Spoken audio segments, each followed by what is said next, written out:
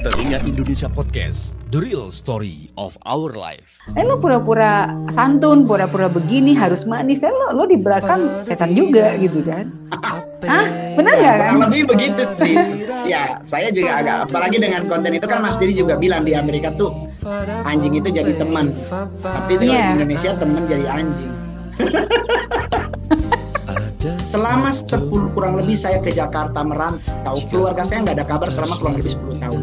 Dan mereka sudah menyangka Mongol sudah meninggal. Oh, serius? Tuhan marah bohong. Tante-tante, om semuanya udah anggap saya udah meninggal. Hanya satu tante yang dia bilang, nyanda kakak masih hidup. Cuman satu dari mamaku bersaudara berlima, hanya satu yang percaya Mongol masih hidup. Dan di saat Mongol muncul di stand up tahun 2011, anaknya yang ngomong, "Ma, ini bukan kakak." Jadi mereka ngelihat Mongol di stand up, tuh tanteku langsung nangis. Oh Tuhan Yesus, dia masih hidup, kasihan tapi anak gitu-gitu.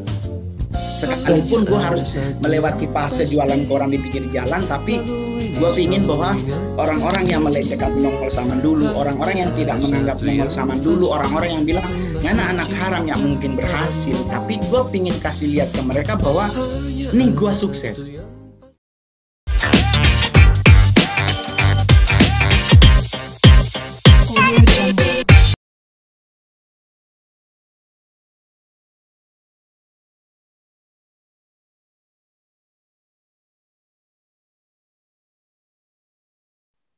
Nah, peperangan jari adalah peperangan yang paling menakutkan.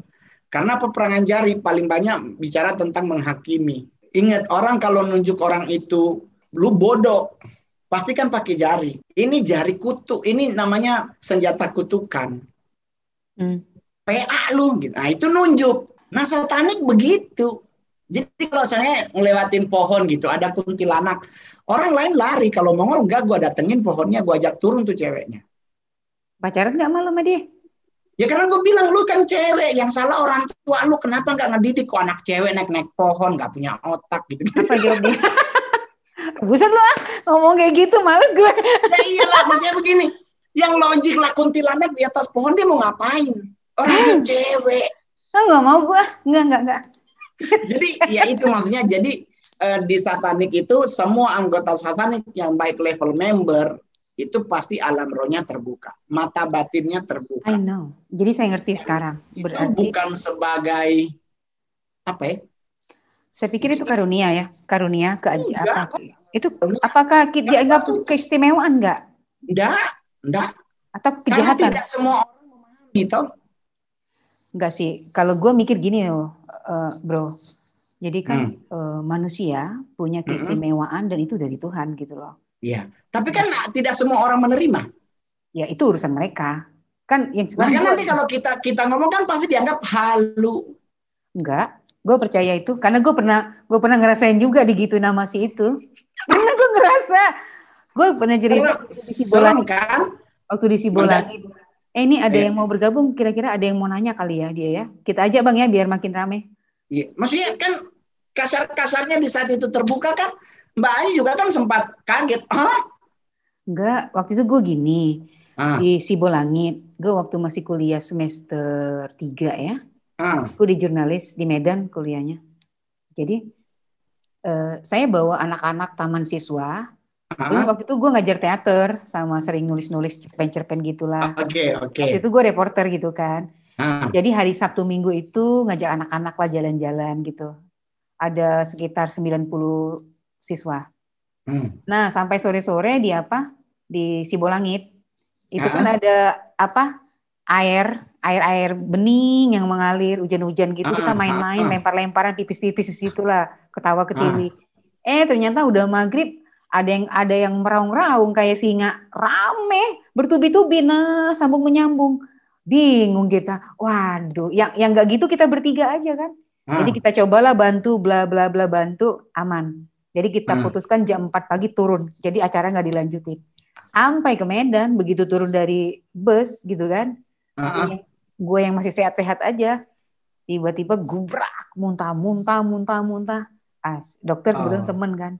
Periksa, nggak apa-apa lo yuk gitu kan. Tapi curiganya kok minum air putih juga muntah. Apa yang dimakan muntah. Terus malamnya. Ada yang nempel. sombong banget tau nggak? Gue nggak tahu.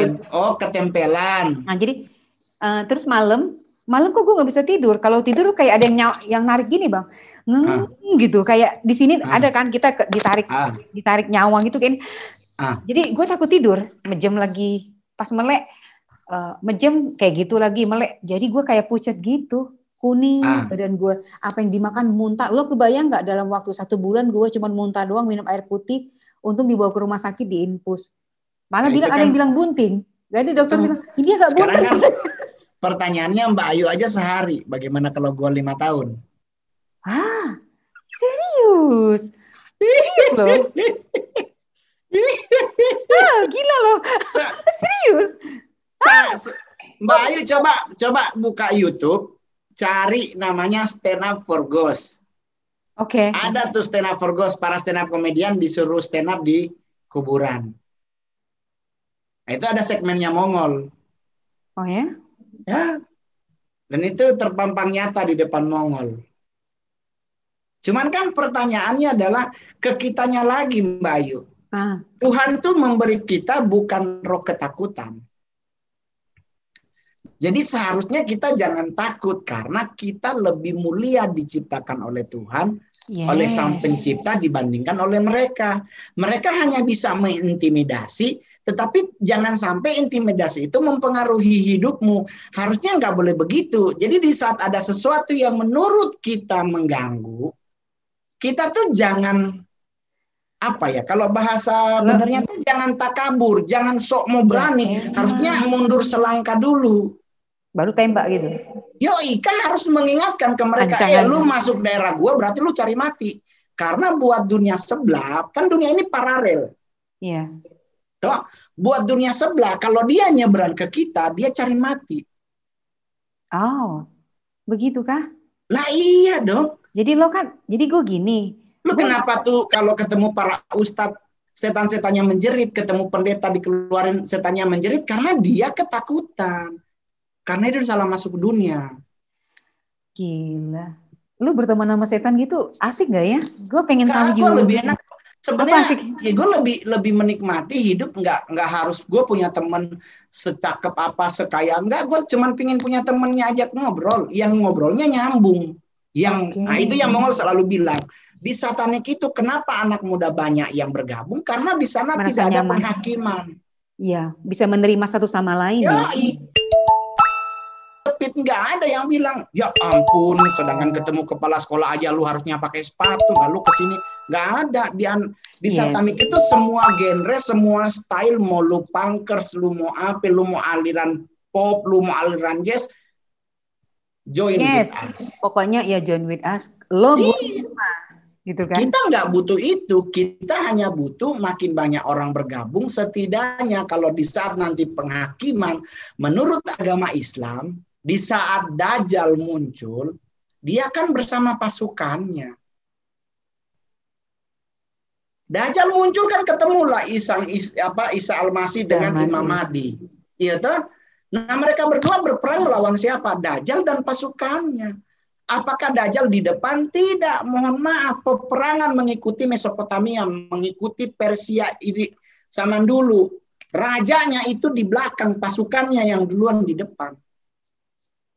Nah, dalam dunia satanik begitu. Cuman kan perbedaannya adalah di Islam kan ada nih agama Islam. Antara Dajjal dengan syaitan kan beda. Apa bedanya? Dua orang yang berbeda. Di gereja Kristen juga beda. Antara setan dengan iblis berbeda.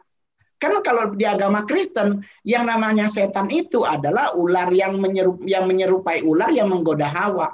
Kalau kita balik ke agama Kristen, di saat nanti peperangan di akhir zaman, Yesus datang berperang bukan melawan Lucifer, tapi dia mencari sesosok yang namanya si ular tua. Orang yang sama di Adam dan Hawa. Lu lama-lama jadi ustadz juga ya? Ya bukan cuma soal jadi, maksudnya gini, jadi kita kan belajar untuk menjadi bukan jadi pinter, tapi memahami aja, nggak usah terlalu ribet. Jadi kalau sisi agama, setiap agama punya pengajaran yang berbeda-beda. Tetapi kan conclusion-nya satu. Kemenangan menjadi bagian kita. Betul.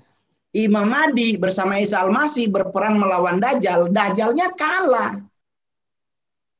Di agama Kristen juga menyatakan hal yang sama.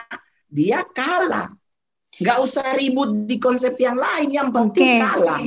Yang ianya Kristen sama Muslim jangan ribut lagi gitu kan? Jangan. Kita dari opa yang sama, dari Nabi Abraham atau Ibrahim, melahirkan 2 anak, Ishak dan Ismail. Secara hukum mereka berdua kakak beradik sekalipun beda ibu. Yang kedua, pokoknya berketuhanan aja. Lo percaya Tuhan berbuat baik. Gak usah berantem. Gak usah berantem. Udah kita damai Bang. Kita damai ini udah. Damai. Peace bro. Halo Mas Mentari Isnaini. Mbak apa Mas ya? Jangan dibuat ribet. Masalah di satanik anak muda diterima dengan benar. Kan saatnya kita bisa melakukan hal yang sama.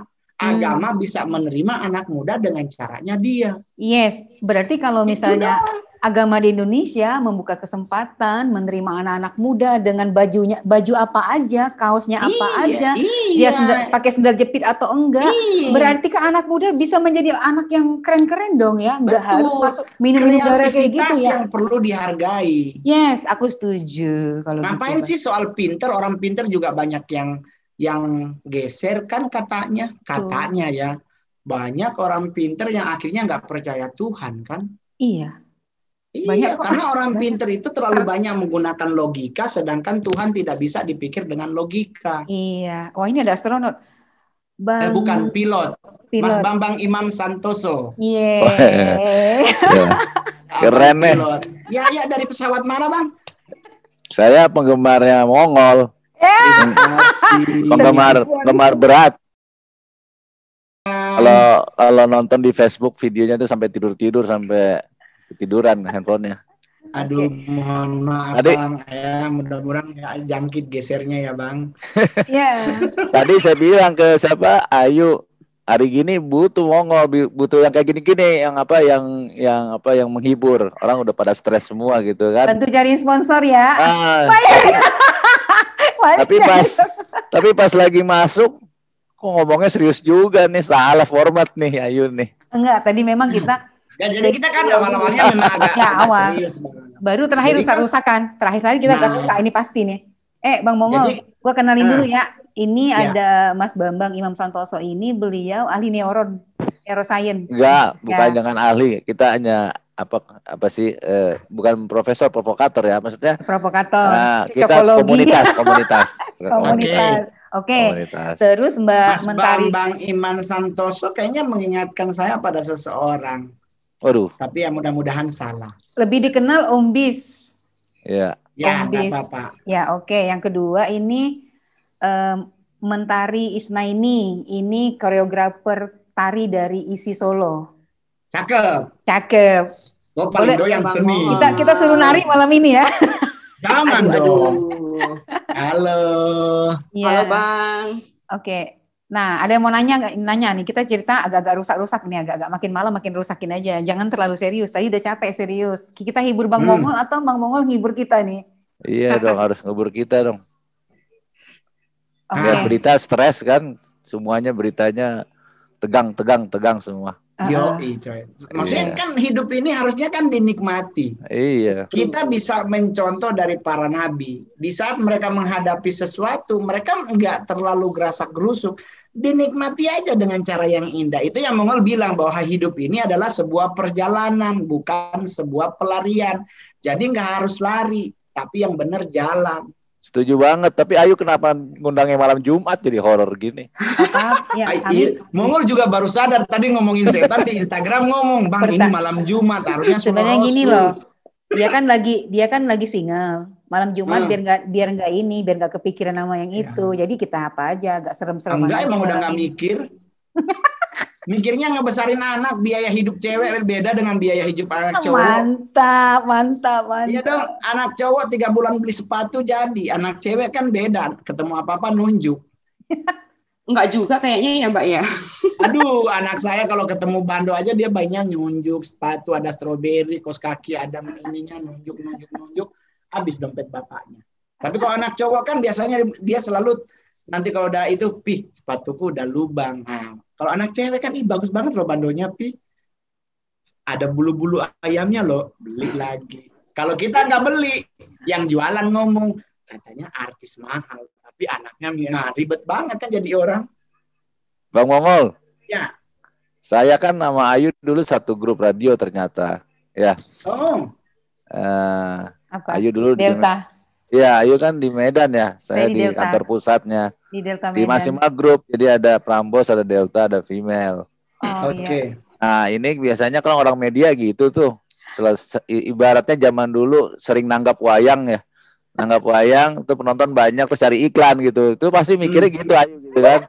Nah, kalau sekarang saya mau out of the box gitu, mau ngedobrak gitu. Maksudnya saya mau kenalan sama Bang Mongol pertama. As a human being aja, seperti manusia biasa aja gitu. Siap. Nah, saya kepengen, mungkin kan enggak gitu ya. Kalau Bang Mongol di dunia entertainment udah terkenal lah ya. Artinya orang udah tahu lah pengen apa tuh namanya? Pengen denger lucunya gitu kan. Tapi saya mau masukin, mau narik Bang Mongol nih ke orang-orang formil yang stres ya. Mau nggak tuh? Saya mau ngajak ke itu teman-teman alumni MMUI, undang. Itu kan mereka formil terus ya, isinya direktur semua, males banget ya. Gitu. Di stand tapi kan nggak usah stand up, ini aja jadi kayak tamu aja, kayak ngobrol biasa aja gitu. Terus nanti kita kenalin juga Pak Marius tuh punya itu kan, punya aneh-aneh tuh, punya Atlantis. Nah itu mungkin nanti dipikirin komersilnya bisa kalau sama Marius tuh. Terus punya juga UFO, itu orang-orang gila semua itu. Tapi berlanjut terus loh, udah 50 episode apa ya. Oh, ya? Iya, UFO, Atlantis. Jadi ada kecenderungan nih Bang Mongol nih, makin banyak orang gila kayak. Bahas tentang UFO dengan Atlantis. Atlantis sendiri lagi. Atlantis ada lagi, UFO ada lagi.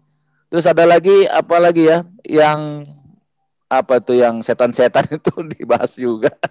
Oh, demonologi apa gitu. Gitu, iya. Sebenarnya Mongol juga sebenarnya agak sedikit bingung. Harusnya tuh kalau kita menggali, mendingan kita menggali dari sisi agama. Karena banyak hal yang masih kurang kita miliki, yang sebenarnya kita bisa dapat datanya. Gak usah ngurusin soal hal-hal yang terlalu ribet. Karena kalau kita ngurusin kayak masalah, saya pernah ketemu bahwa ada dua orang, taruhlah kalibernya udah profesor. Waktu itu saya bawain materi bahwa bumi ini diciptakan oleh Tuhan, bukan hasil dari tabrakan meteor. Apa katanya, teori Big Bang gitu. Nah, nebula. Ya, dia tetap ngotot bahwa bumi ini sebenarnya tidak diciptakan, tetapi hasil dari tabrakan meteor tersebut membentuk sebuah gugusan, terjadilah planet dan sejagat raya. Namanya juga saya stand up komedian tuh. Saya nanya ke profesornya, mohon maaf tanya nih Pak, ini meteornya siapa yang ciptain?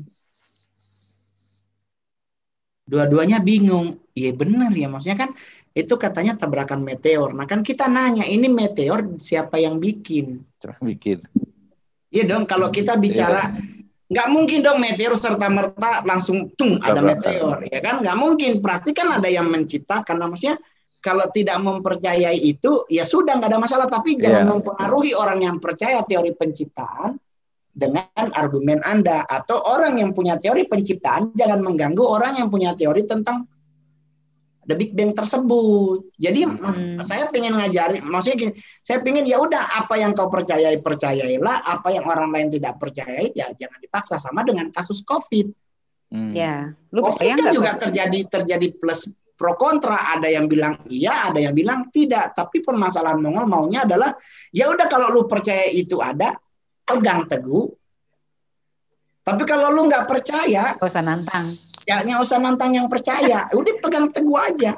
Nanti kan akan kena di satu-satu kena, gitu ya kan. Saya soalnya buat Mongol adalah ya udah apa yang kau percaya pegang, yang nggak kau percaya pegang.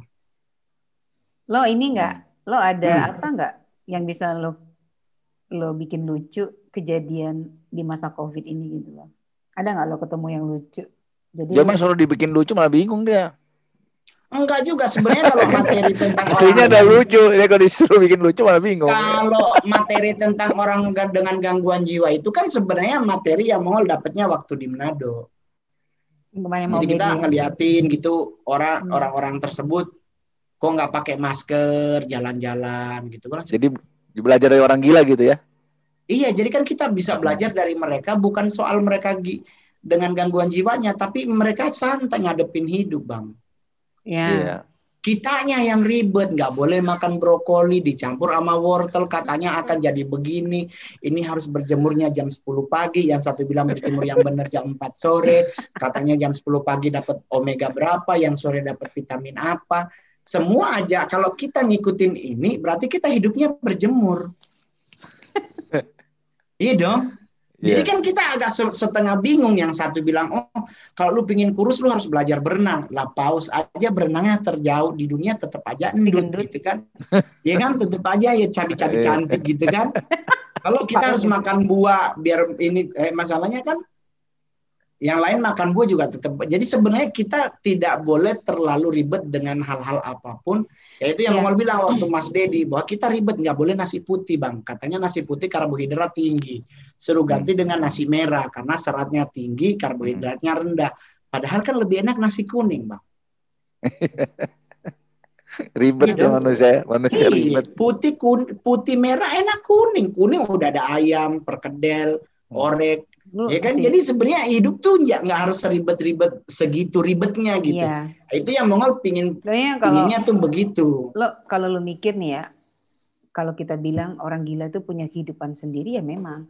Kenapa mereka diberikan Tuhan waktu untuk gila? Karena dia punya dunia sendiri, sama seperti kita. Ketika kita sehat, ketika kita kayak lo masa lalu lo seperti itu, Tuhan memberikan ruang. Yang membuat lu bisa sampai hari ini menjadi sosok yang bisa berdiri kuat. Ibaratnya lo jadi tembikar yang udah kuat banget lo diasah ditempa. Nah ternyata kan nggak sia-sia. Lewati fase tuh. Ya fasenya harus dilewati. Gitu. Jadi nggak ada yang serta-merta. Saya lahir tidak langsung jadi seorang yang enggak. Saya lewati fase dari jalanan terus jualan koran, dulu strateginya jadi orang sumbing biar korannya laku gitu-gitu. Lu bikin gimmick gitu juga ya? Pura-pura sumbing gitu. Apa kalau bahasa kosakata barunya di apa tuh? Di fabel apa disabilitas. Nggak ngerti lah Bang. Pokoknya saya kekurangan kosakata lah dalam hal itu. Jadi orang-orang yang dengan kondisi seperti itu, gue jujur aja, dulu gue lakuin itu Bang, karena posisinya gue harus bisa menjual kurang lebih 20 koran yang harian terbit, suara pembaharuan, baru gue bisa dapat penghasilan sepersekian. Targetnya kan memang untuk bayar kos. Karena teman-teman hilang semua. Iya, kalau teman-teman sekampung setelah jadi artis muncul satu-satu. Dulu kita suka nongkrong loh. Bukan gara mikir, nongkrong di mana, orang lu aja hilang. Ini kan dulu kita kalau malam minggu nggak pernah masuk Plaza Indonesia, nggak mampu. Monas aja lah sambil ngitungin bintang 1, 2 gitu. Gitu. Kalau udah hujan, jadi kita sepakat langsung ternyata doa kita dijabah, didengar Tuhan.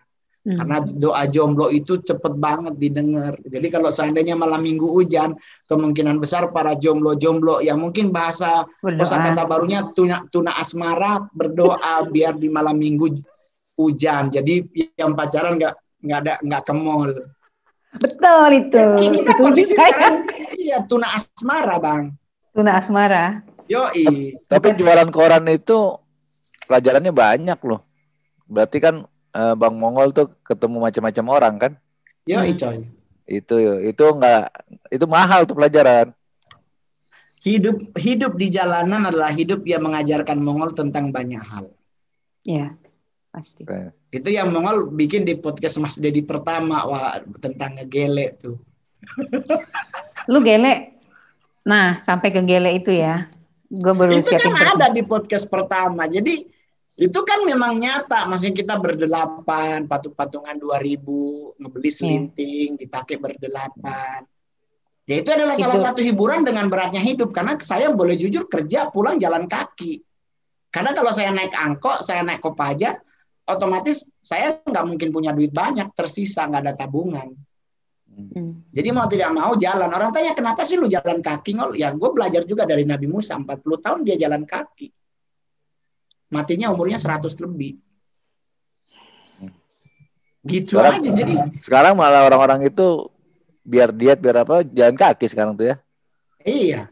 Sampai berapa ribu langkah, banyak sekarang tuh. Jadi disitulah pembelajaran. Jadi ketemu orang-orang dengan kondisi seperti ini, terus kita bergaul dengan orang-orang jalanan, kita bergaul dengan orang-orang yang pekerjaannya mungkin PSK baik kalau dulu kita bilangnya Lola. Ya. Ya, lontek lanang gitu cowok-cowok. Oh, gitu. Kirain londet apa Lola. Karena kita ketemu dengan banyak loading lama.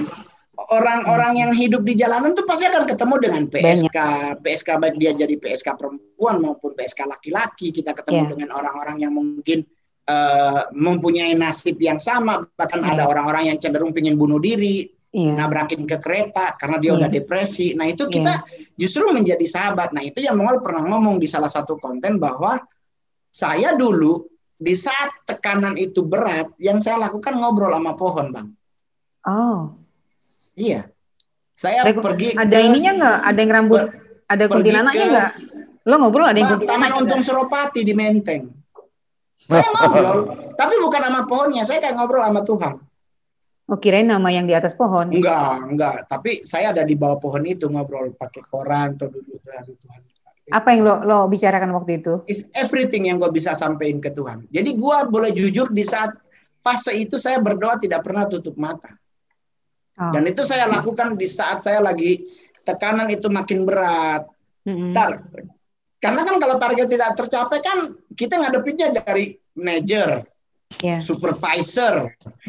Itu kan kita ngantemin supervisor. Belum lah supervisor selesai dipanggil lagi manager. Belum nggak ada usaha begini. Padahal kita udah usaha mati-matian, Bang. Nah mau tidak mau dengan tekanan tersebut, under pressure-nya kan makin kuat. Persaingan dunia Jakarta, 1 orang keluar, 5 orang masuk ngelamar. Bahkan zaman itu kalau zaman Krismon yang dicari 7 orang yang melamar 3.000, Bang. Otomatis dengan muka seperti Mongol mungkin dapat, Bang. Mau ditambahin susuk berlian 8 karat pun nggak akan mempan, Bang. Jadi mau tidak mau, ya tekanan itu datang, ya solusinya mau kemana? Kita mau ke gereja. Apakah gereja buka setelah kita pulang kerja? Kita mau ke ibadah, saya beragama Kristen, kita ke persekutuan doa. Kita mau curhat kepada siapa? Apakah mereka menerima kita curhat? Ya solusinya ya duduk aja di bawah pohon, ya udah sambil ngobrol dengan Tuhan. Anggaplah saya selalu bilang bahwa Tuhan itu adalah satu sosok yang sangat luar biasa. Dia bisa berada dimanapun. Ya udah gue ngobrol. Entah akhirnya nangis atau tidak, ya saya anggap setelah ngobrol selesai, udah besoknya semangat lagi. Ya tapi itu bentuk bagian meditasi, bagus. Ya. Orang-orang kan larinya semuanya self talk ya, ngomong diri sendiri. Nah, ngomongnya dikencengin. Iya. Kan sama orang berdoa kan berkomunikasi. Yoi. Itu sebenarnya menguatkan diri sebenarnya. Yoi. Cuman kadang-kadang orang yang ngelihat dibilang ini orang gila yang ngomong sendiri gitu ya. Yoi. Itu aja. Iya. Lu pernah ini nggak sih? Apalagi sekarang kan kita udah nggak boleh ngomong gila, kita harus ngomongnya pakai orang dengan gangguan jiwa. Ya sudah. Iya, gangguan jiwa. Kosakata baru kita masih, mohon maaf saya kurang memahami kalau sudah ada kosakata baru. Tapi selama saya hidup dari kecil, mama saya tetap dibilangnya bukan orang dengan gangguan jiwa, tetapi selalu bilang orang gila. Orang gila. Tapi dalam hal itu tidak ada pelecehan terhadap siapapun. Sudah dengan kosakata yang baru, ya udah. Tapi sekarang bukannya kebalik, sekarang gila itu konotasinya keren loh. Mana coba ada karya bagus, oh gila loh, keren banget maksudnya, ya kan? Iya, apalagi kan orang bilang nasi gila, berarti kan harus jadinya nasi dengan gangguan jiwa dong. Enggak lah, tetap aja kita belajar bahwa ternyata ada kosakata baru. Ya kita berharapnya KBBI diperbaharui biar kita lebih mengerti. Ya. Apalagi Mbak Ayu? Itu ada yang mau tanya nggak nih Mbak Mentari? Dari tadi bengong aja, bengong cantik dia. Saya pikir saudaranya Abe nih Isna ini. Karena istrinya Abe namanya Isna ini. Enggak ya, Ini nggak ada menarik. hubungan ya? Nggak ada hubungan Menarik ya? banget, menarik banget. Ada yang mau ditanyain nggak sama Bang Mongol? Beliau Halo sangat Bang. ya, minum dulu. Halo juga Mbak Ngeteh. Mentari. Aku tuh tertarik nih sama dari tadi tuh aku diem karena pesonanya Bang Mongol nih luar biasa nih ketika lagi ngomong. Au. Jadi aku terhipnotis serius, aku terhipnotis Au. buat, aduh aku mau tanya apa tadi aku lupa. Au. Apalagi yang paling menarik itu ketika masuk di gereja Satan itu, aduh, itu benar-benar keren itu Bang Mongol tuh. Jadi kayak apa sesuatu yang berbeda, jadi manusia yang berbeda kalau menurut aku. Kalau misalkan bisa diajak, mungkin aku ikut deh, mungkin Bang kalau mau ke gereja Satannya. Justru Bang, kalau gimana? Saya di Instagram saya DM banyak banget, Bang, bagaimana caranya bisa gabung dengan mereka. Justru yang saya sangat menyesali itu di situ arahnya, bahwa kita yang dari sana pingin keluar karena kita tahu ketidakbenaran yang ada di sana, kok orang yang sudah beragama yang tahu kebenaran pingin ke sana. Berarti kan kalau secara psikologi terjadi kemunduran baik dalam pola berpikir maupun tindakan. Nah, itu konsultasi, itu harus melakukan konsultasi, kita harus melakukan ya, ketemulah dengan psikiater atau psikolog. Cuman ya itu kalau pingin bergabung dengan mereka juga gampang di media sosial juga gampang banget nyarinya, di webnya juga ada. Tetapi saya perlu klarifikasi tentang arisan berondong di Pondok Indah, apakah berhubungan dengan satanik? Saya bilang itu berhubungannya dengan nafsu. Lo kalau arisan berondong itu walaupun lo pakai satani pun memang ada. Jadi kalau arisan yang menang ya mereka nikmati bareng. Misalnya tante 1, 2, 3 itu kalau menikmati kan ini kanan kabarnya katanya dibunuh ya. Apa gimana gitu. Gue nggak ikut-ikut. Serius loh. Nah itu kan ada yang nanya apakah ada hubungannya. Nah saya boleh jujur, dalam dunia satanik kami tidak mengenal namanya arisan. Dalam dunia satanik di saat satu anggota memiliki sebuah masalah, itu yang Mongol bilang di kontennya Mas Dedi, bahwa kami nggak ngajak dia berdoa.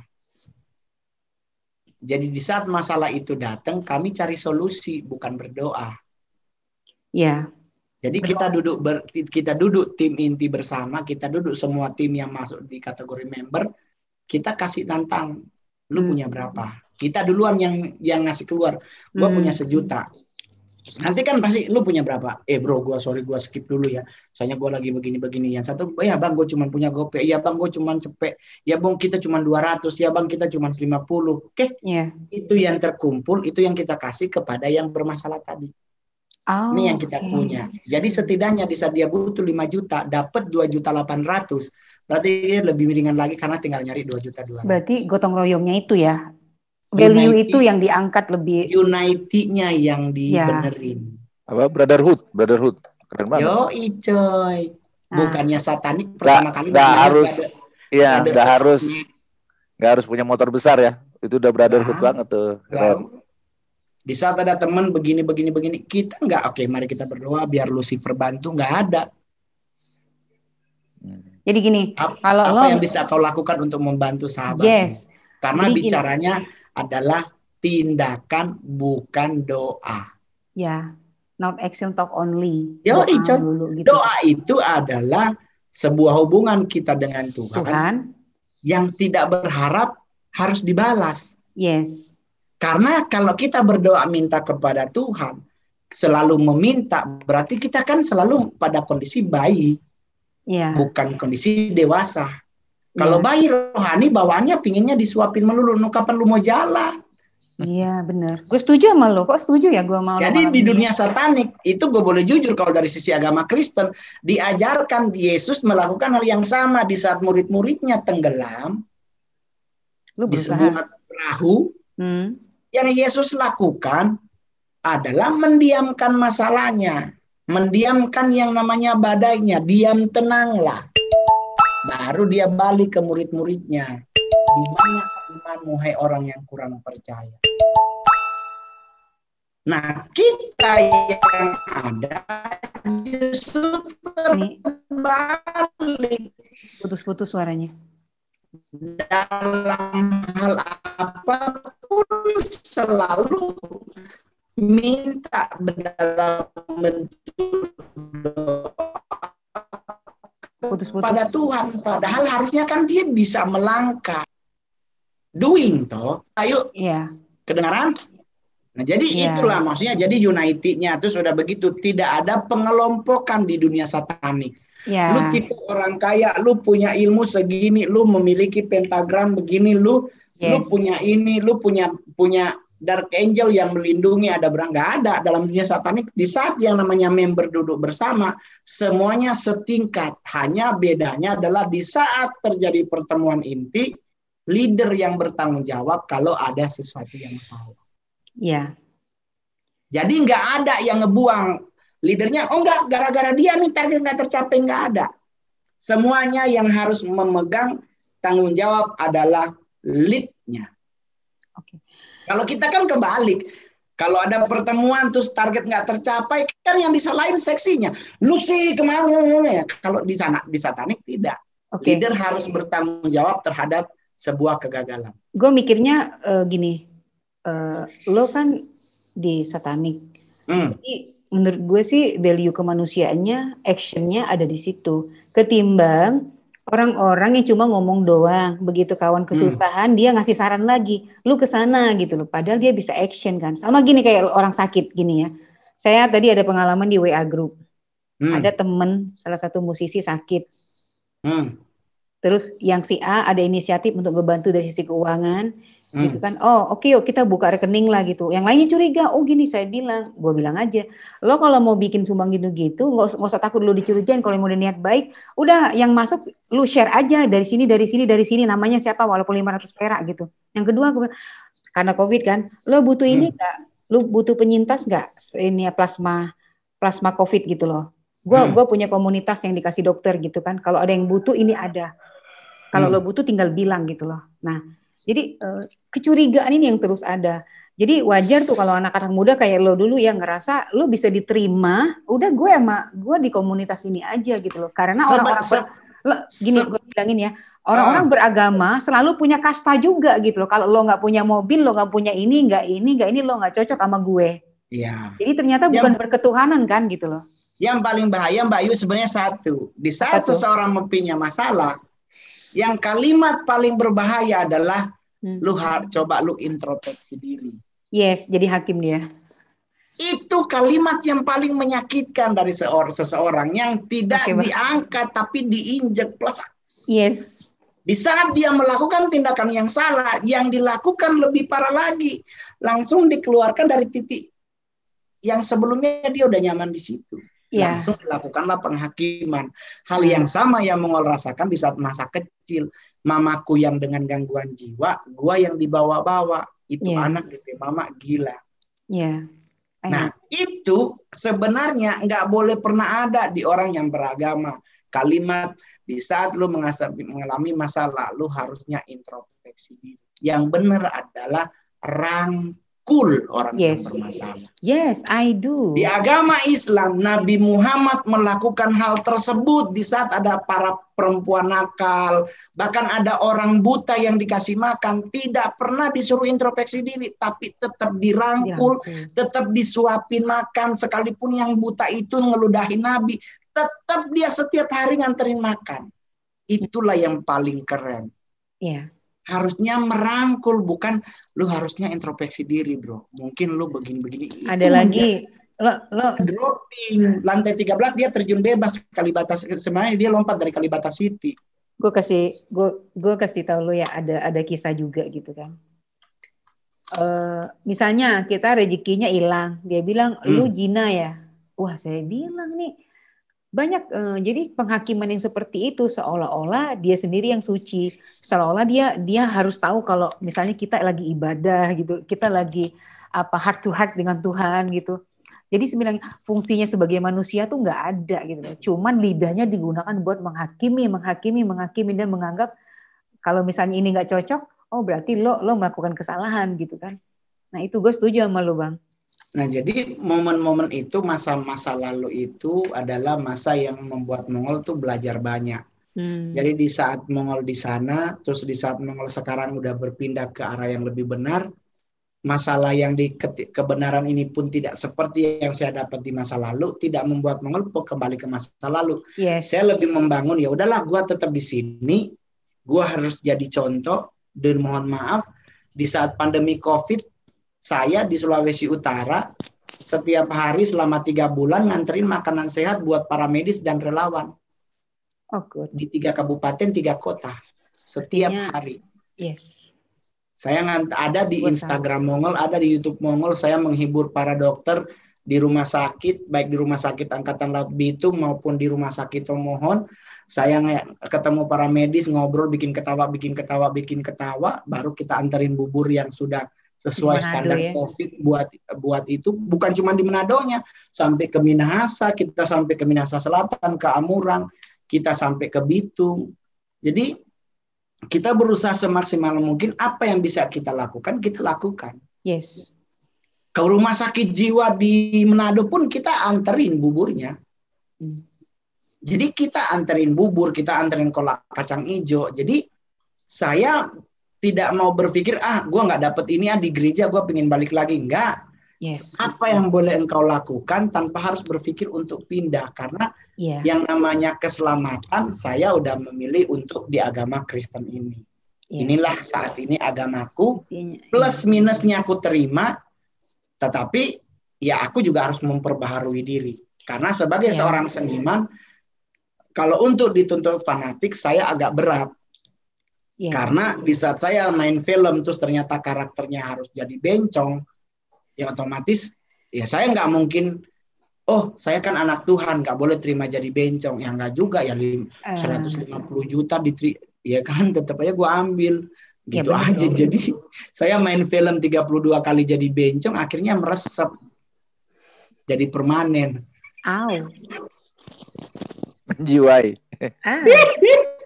Tapi ada Mbak Mentari ya, kita kalau nari Jawa, belajar tiap hari selama 3 bulan kan pasti jadi lentik, jadi anggun, jadi keren. Iya, betul. Ya kan? Tapi kan betul tidak banget membuat kita harus jadi seperti itu kan. Besoknya kita suruh nari tari sama, nggak akan, kita bisa mengkondisikan, merubah bentuk dengan yang sebelumnya yang luwes anggun dengan itulah yang namanya.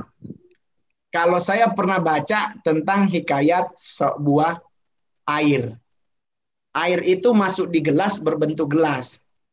Air itu masuk di termos akan membentuk seperti termos. Mau ditaruh di mana wadah pun itu, air itu membentuk wadah yang dia tempati. Tetapi hakikatnya tidak pernah berubah. Tetap air. Iya.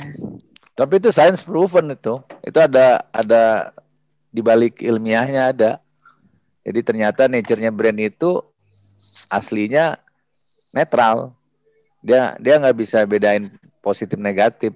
Kan semuanya referensinya bagaimana kita menyetornya dari mulai kecil gitu kan. Jadi di dalam brandnya laki-laki ada unsur perempuannya, di brandnya perempuan ada unsur lakinya. Nah, mana mau dilatih? Bisa jadi, bisa berubah. Kan neuroplasticity.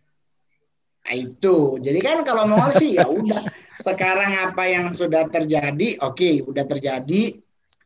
Di saat podcast itu jalan, ternyata disomasi, kami berdua sudah melakukan apa yang harus kami lakukan. Ya sudah. Masa lalu yang harusnya saya tutupi, ternyata saya harus buka. Itu juga tidak membuat Mongol jadi malu, enggak. Gue akan tetap berkarya karena memang gue seorang seniman. Dan justru gue tetap percaya bahwa semua yang mungkin terjadi ya saatnya harus terjadi. Dan itu tidak akan ada penyesalan atau membuat udahlah gue berhentilah jadi stand up. Gue mungkin mau belajar yang lain. Enggak, saya akan tetap jadi seorang seniman. Karena seorang seniman adalah seorang yang sangat fleksibel mengatur hidupnya. Good. Wow. Good. Bang. Aku tanya dong, Bang. Nah, boleh Mbak Mentari, boleh. Gue nangis loh. Lu ngomong ini loh. Gitu.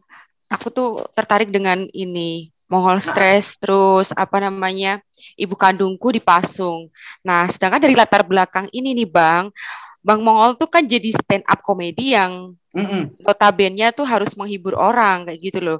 Dan dilihat orang tuh waduh lucu, dan gimana caranya bisa menyampaikan sesuatu yang tidak sedih. Pokoknya tuh ceria gitulah ya. Nah, tapi di latar belakang itu tuh, di balik itu semua Bang Mongol menyimpan rasa sakit nih, menyimpan kepedihan dan masa lalu yang suram kayak gitu loh. Nah, ini gimana nih kalau misalkan jadi seorang seniman harus tetap profesional? Ini kan berbanding terbalik sekali kan, Bang ya, dari di depan kamera tuh harus tetap ceria padahal nahan sakit dari masa lalu. Nah, ini mungkin dari kiat-kiat kayak gini mungkin bisa menginspirasi kami anak-anak seniman yang masih belajar banyak banget kayak gitu, Bang. Jadi kalau orang tanya kok bisa gitu ya, ada tadi juga yang sampai telepon, tapi kan kamu Mongol kelihatan ceria banget. Nah, yang membuat Mongol selalu ceria adalah saya tidak pernah memikirkan masa lalu itu. Iya. Jujur, dengan kondisi mamaku seperti itu, saya nggak pernah mikirin. Iya.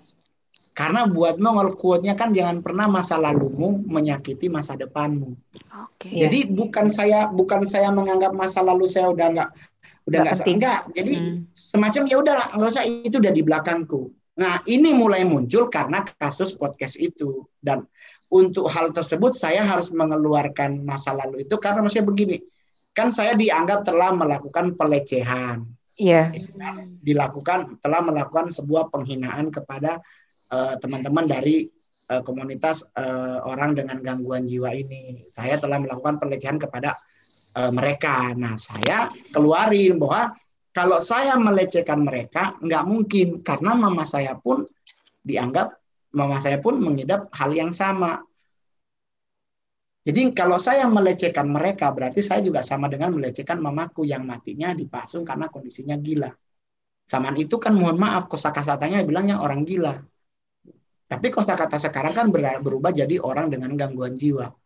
Nah, saya kan nggak pernah. Jadi masa lalu itu kujadikan sebagai bagian dari hidupku, tapi nggak harus ku buka. Sampai kan saya posting di Instagram Mongol di itunya bahwa 40 tahun kututupi masa lalu. Karena aku tutup ya udahlah. Karena kalau mau dibuka pasti aku yang remuk. Pasti aku yang remuk.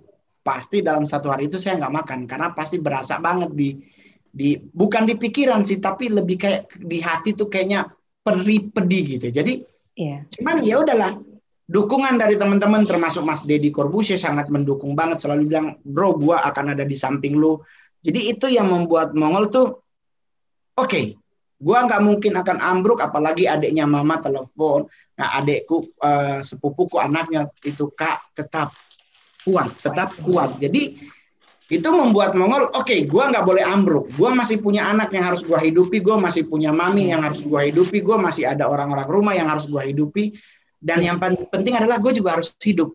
Karena besok 8 hari lagi, 8 hari lagi, saya merayakan 10 tahun jadi stand up komedian terbaik, terlaris, termahal di Indonesia. 10 tahun. Dan mohon maaf, bahkan sampai hari ini pun mungkin saya salah satu stand up komedian Indonesia di masa pandemi yang masih ngejob. Amin, Bang. Amin. Bahkan masih ada 2 film yang belum tayang. Wow. Otomatis kan ada pembayaran termin 3. Iya. Ini loh. Gitu. Jadi ya udah, kalau masalah sedih, saya sempat posting di Facebook, kenapa saya bangun subuh dengan kondisi mata sembab, nangis, bantal basah. Nah, saya langsung tadi pas posting tentang itu 8 tahun aku jadi stand up 8 hari lagi saya begini. Saya langsung keinget. Oh, berarti sebenarnya udah mulai ada tanda-tandanya bahwa itu akan terbuka. Ya. Karena mamaku meninggal tahun 82, kurang lebih 82. Mamaku lahiran 15 November. Mamaku kurang lebih usia sekarang kalau mau dihitung kemungkinan besar 68 tahun. Wow. Jadi dengan saya masih ingat banget kalau sosoknya dia tuh tinggi, putih, rambutnya panjang. Jadi kalau mau ke gereja di konde, nggak perlu sasak, tinggal diitin, terus ada tusukan Cantik. ada tusukan rambut begitu, jadi kelihatan kayak injim-injim Cina yang di film-film Cina zaman dulu. Nah itu bukan imajinasi, tapi itu emang beneran mamaku seperti itu. Jadi kecantikannya dengan modal ya bedak Viva nomor 5, tapi dia makainya bedak Fambo, tapi sabunnya cap tangan. Mohon maaf, kami di kampung di Sanger untuk nyari yang namanya handbody hanya orang-orang tertentu yang ada. Nah, Mongol nggak pernah pakai. Saya masih ingat banget. Saya dulu kalau ke sekolah pakainya minyak kelapa. Rambut ya Bang? Iya, karena nggak ada sampo, nggak ada Mengkilap sabun. ya? Samponya dulu juga nggak pakai sampo. Saya pakainya santan dicampur sama daun itu, ditumbuk terus ituin. Tapi itu juga menjadi sebuah kebanggaan karena sampai umur sekarang saya nggak punya uban. Oh, emang berapa sih umur sekarang? 44, ubannya adanya di sini. Loh, Jadi kalau yang menikmati hidup kan? ya. Itu yang mau bilang mau ngapain kita, apa sih yang mau diribetin? Semua udah ada, nggak usah dipikirin kita mau beli mau butuh AC, nggak usah dipikirin kabel ini disambung kabel ini ditaruhin anoda begini-begini, tinggal beli kok. Ada juga kredit Kolombia juga bisa setahun. Ikan home kredit ada. Maksudnya kita sekarang udah samanya menikmati. Enjoy your life. Iya, kalau zaman dulu kita kalau mau ke pantai harus pakai bawa parang, itu ini. Sekarang kalau udah enak, sudah ada jalannya setapaknya. Ya kan? Kenapa harus dibuat ribet hidup ini? Jadi tidak ada masa lalu yang harus menyakiti dirimu, karena kalaupun itu menjadi sakit karena engkau mengizinkan itu datang. Iya. So, jangan izinkan. Oke. Patah hati itu bagian dari pendewasaan. Udah berapa kali patah hati? Waktu kita tinggal 10 menit lagi. Lo mau lanjut lagi atau apa? Udah jam 11. Patah hati berapa kali? Pernah sih patah hati sampai jalan kaki Jakarta Bogor. Aduh, tapi itu indah banget loh, serius. Gue masih ingat banget gue. Lo Baranang Siang. Baranang Siang. Kalau Bogor, iya. Boleh gue nanya nggak? Boleh. Lo pisah sama istri apa sebabnya? Jadi ceritanya kan lucu sebenarnya. Jadi lucu apa sedih? Ya dilucuin deh. Gua nggak anggap sebuah kesedihan. Jadi kan ceritanya mertua datang. Dia bilang, Dek, Mami dan Papi ini mau ke Israel. Kan kami agama Kristen ya Bang. Kalau agama Muslim kan ke Mekah atau umroh lah gitu. Kalau kita kan agama Kristen Holy Land Tour ke Israel Mami dan Papi. Jadi kalau boleh Mongol beli akan Mami dan Papi tiket. Nah ini kan jadi permasalahan tuh. Saya belum artis. Untuk mencari $4.200 tuh dari mana? Saman itu mumet nyarinya, orang dolar aja 16.000. Udah. Kita coba di tempat kerja bilang oke, kita kasih tapi tunggu ya, kita harus ke notaris dulu bikin perjanjian tentang pekerjaan, bagaimana potong gaji berapa. Orang mertua ini nggak sabaran. Mana laki-laki yang nggak bertanggung jawab, diomel-omelin lah Mongol. Terus keluarlah kalimat menyesal torang kasih kawin torang pe anak dengan artinya adalah mereka menyesal menikahkan anak mereka dengan Mongol. Iya. Mertua langsung bilang ke anaknya, ke istri Mongol, bawa sambungan apa baju. Nah, usah anak tinggal yang laki-laki begini. Sudah, mau gimana lagi? Kita berusaha untuk bercerai. Kita udah hubungi semua gereja, minta tolong untuk ada perceraian. Tapi saya boleh jujur, dari 21 gereja yang Mongol datengin, 21-nya tidak mengizinkan kami bercerai. Akhirnya kita bercerai melalui catatan sipil. Berarti masih cinta ya? No. Sudah tidak, Bang. Kan orang tuanya. Saat ini. Bukan pasangan. Karena kalau saat itu kita masih berusaha mempertahankan, Bang. Karena kita ada anak kecil yang masih berusia 4 bulan yang harus kita pikirkan. Tapi ya tetap aja ngotot cerai. Sekarang kelas berapa tuh? Kelas 2 SMP, Bang. Gede ya? Besar. Itu ya. Cantik, putih, pesek, nggak apa-apa lah, yang penting hidup gitu ya. Lu Udah gitu, pesek. juara 1 dari kelas 1 SD sampai kelas 2 SMP. Wis, Dapat keren. beasiswa lagi. Jadi terus cita-citanya pengen jadi jenderal. Udah, itulah kebanggaan hidup Amin, saat amin. ini. Jadi itu benar namanya ya. Roni Immanuel SPSI MEC. AKA Mongol Stres. Beliau Jadi, apa? Beliau psikologi. SPSI ini maksudnya sarjana psikologi. Ya, psikologi beliau. Nggak usah MEC dibahas. itu apa? Nggak usah dibahas, Abang. MEC apa? Nanti aja dibahas kalau Mongol nyalon wali kota. Nggak, pengen tahu. Soalnya perjalanan sekolahnya gimana, pengen tahu. Mongol kemarin daftar jadi wali kota Manado. Oh? Jadi daftar. Untuk tahun ini? Kemarin nih pilkada tahun lalu. Mongol mendaftarkan diri untuk jadi calon wali kota Manado. Sempat viral waktu itu. Cuman memang 5 hari sebelum batas itunya Mongol udah menyatakan mengundurkan diri. Karena memang agak sedikit berat. Karena kita belum memahami dunia politik seperti apa. Ternyata kalau memang kita nggak ada passion di situ. Belum apa-apa udah. Kita langsung mikir mendingan jadi artis aja lah. Iya, bebas kan? Jadi mendingan jadi seorang seniman ya Bang ya, Mbak Mentari ya, karena seniman bisa diterima di segala sisi, mau gelap hitam, mau putih merah, tetap kita akan diterima karena seni adalah bagian dari sebuah kreativitas yang wajib dihargai karena untuk menjadi seorang kreativitas butuh perjuangan. Wah. Karena seorang penari nggak lahir langsung bisa lenggak-lenggok, dia harus belajar pelan-pelan bagaimana pakem. Sama juga dengan stand up komedian, kita nggak serta enggak, kita harus pelajari yang hadir siapa, nanti acara ini dia kompetitornya siapa, yang bapaknya direktur utamanya dia karakternya bagaimana, dia suka olahraganya apa, dia kalau sukanya main golf, materi olahraga tentang golf apa yang harus diurusin, nah, itu kita harus kuasai. Betul. Itulah yang sampai hari ini saya sebagai the king of corporate stand up comedy Indonesia. Wih, luar biasa. Kan? Bang Mongol, saya nggak nanya yang kedua MEC-nya, tapi saya nanya SPSI-nya ini, sarjana psikologi. Nggak usah dibahas itu, Abang. Itu saya mau nanya, saya bukan nanya Bang Mongol. Saya nggak mau nanya Bang Mongol. Saya mau nanya orang-orang, katanya nih, orang-orang yang ngambil kuliah psikologi itu sebenarnya justru orang-orang yang bermasalah. Apa kata Bang Mongol? Kan udah Mongol bilang, Bang, nggak usah dibahas. Nggak usah dibahas.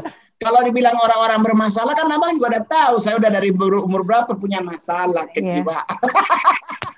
Tapi ya itulah maksudnya begini. Jadi sebenarnya kayak semacam bukan mau dibikin bagian dari pembenaran diri, tapi lebih ke bagian dari ingin menemukan jati diri, mempelajari tentang dunia tersebut. Bagaimana caranya gue bisa sembuh dari traumatik itu? Bagaimana gue memahami kalau ketemu orang yang sama, ternyata punya hal yang sama, yang apakah yang gue lakukan bisa berguna ke dia, atau gue harus memodifikasi cara ini menjadi cara yang berbeda, tapi bisa membuat orang itu tetap bahagia. Nah, itulah Mongol bawa dalam bentuk stand up.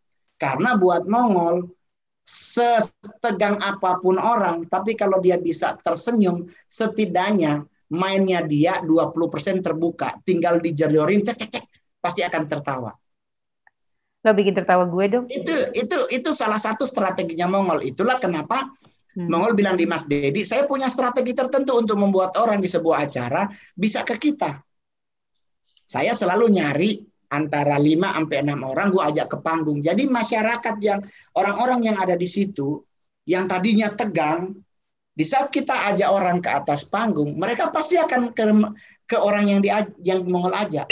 Ya. Jadi setidaknya Mongol mempengaruhi mereka. Oke, gue ajak, baru Mongol kasih tisu. Mongol tantang mereka. Seandainya jidatmu basah, menggunakan kata seandainya. Menurut Kamus Besar Bahasa Indonesia, jika menggunakan kata seandainya, hal tersebut saat ini sedang terjadi.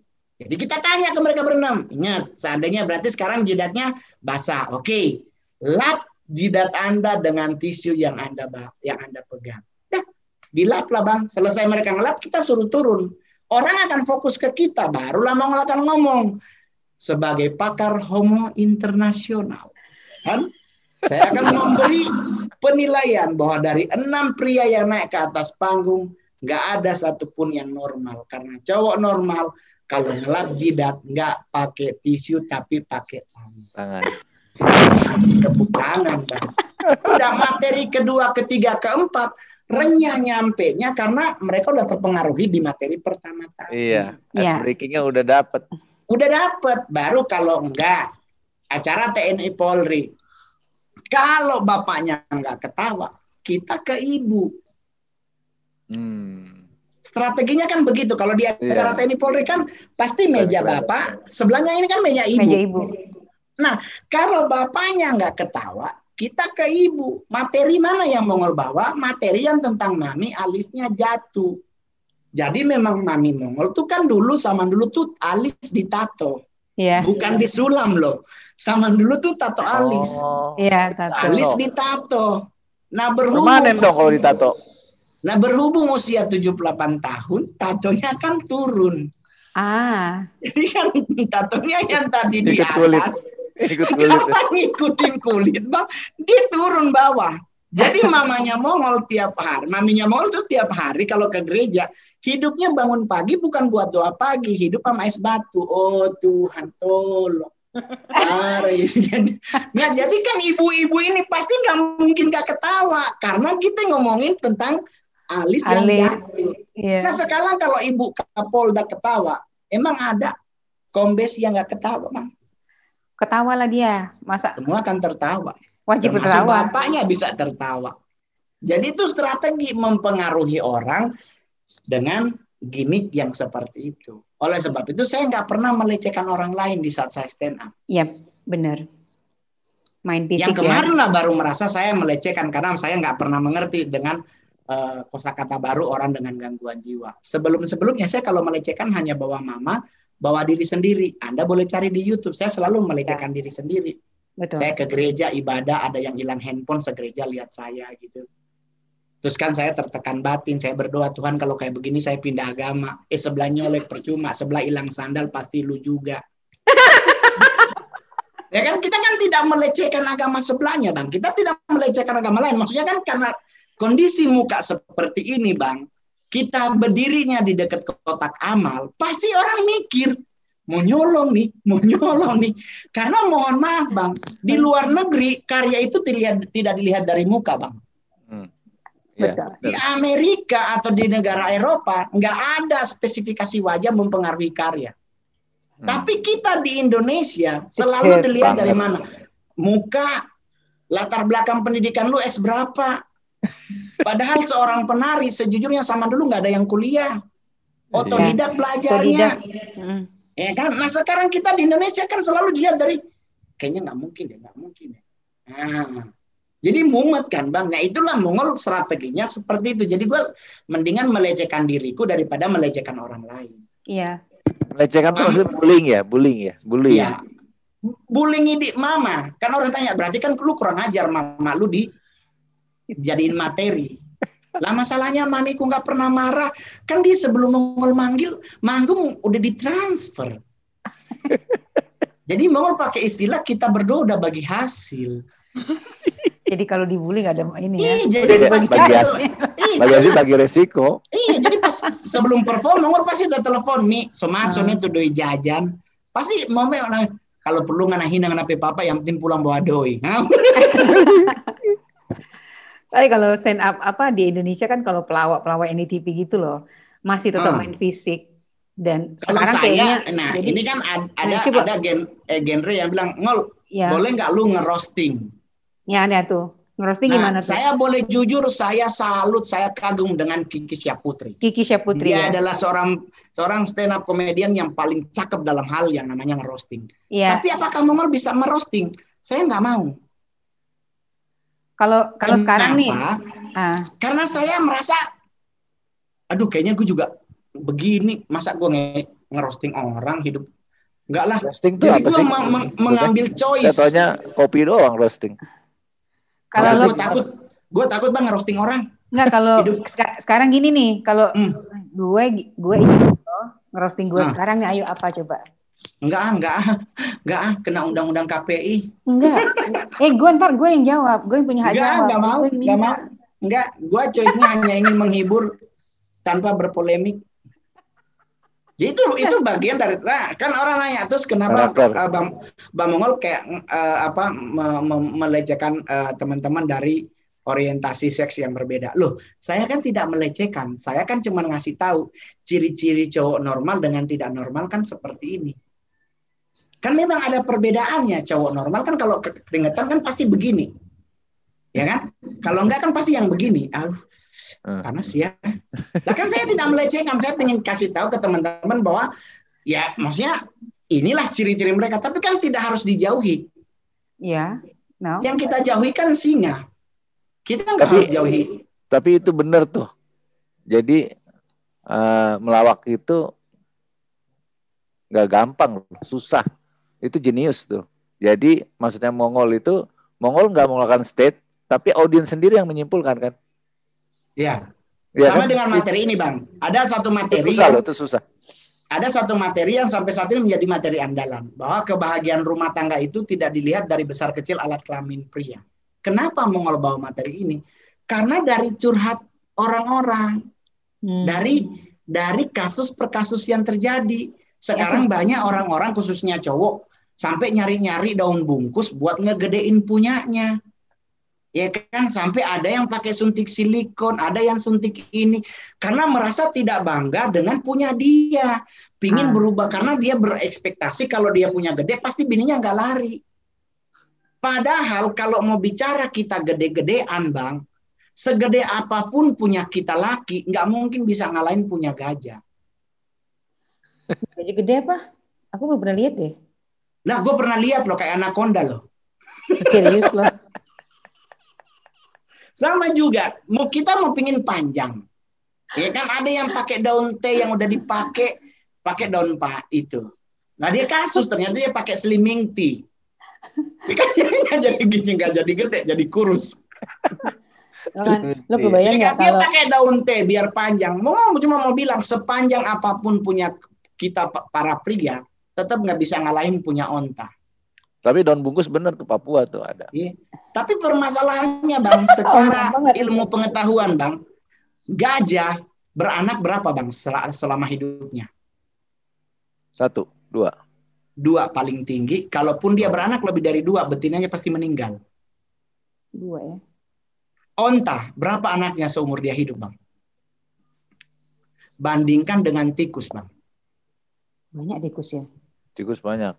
22 Bang, sekali beranak. Kita bawa materi itu, muncullah orang. Tapi kan manusia jangan disamakan dengan binatang. Oke, kita ke manusia. Arab dan Rusia Bang, adalah 2 negara dengan alat kelamin pria terbesar di dunia. Bukannya Jerman? Rusia paling gede, diameter dia. Jerman badannya gede. Panjangnya tuh Arab. Tapi mohon maaf Bang, penduduk terbanyak di dunia negara mana Bang? Cina. RRC. Saya pernah ke Cina Bang, -4 derajat Celcius. Saya jalan-jalan sampai ke tembok besar Cina, pulang hotel, pas mau mandi kaget Bang, punya gua nggak ada. Kemana?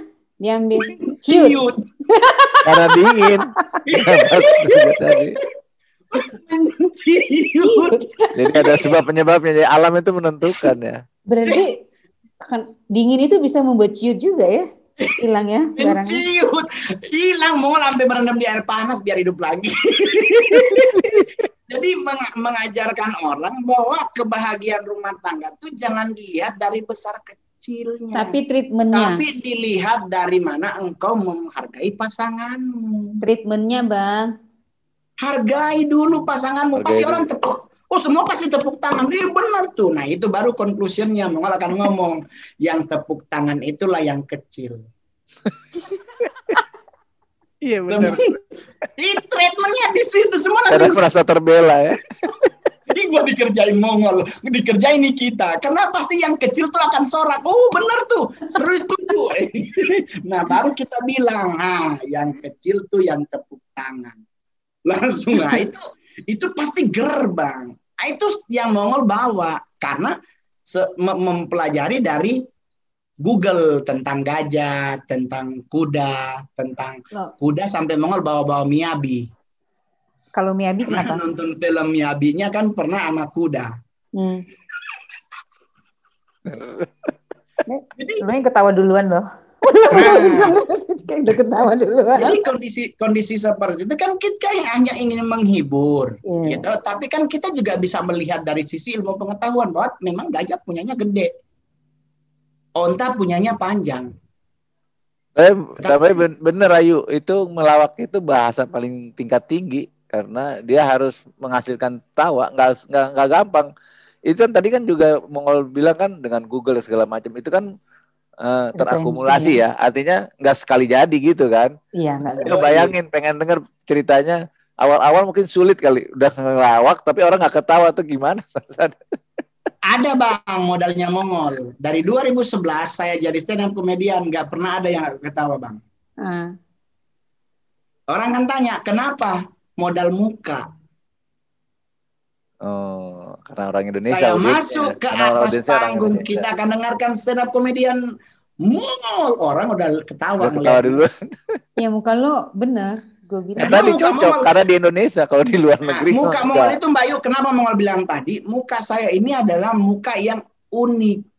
Ya, gue mau dibilang Manado, nggak ada sisi Manadonya. Nggak ada. Lebih banyak kan sisi Bataknya.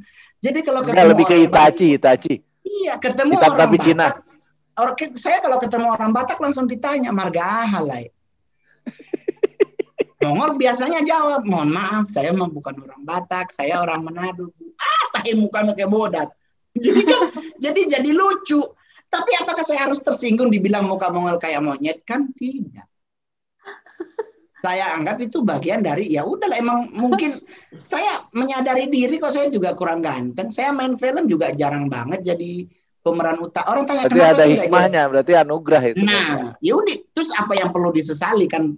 Yaudah, diterimanya aja. Iya, enggak apa yang harus saya lakukan? Klarifikasi sudah dilakukan.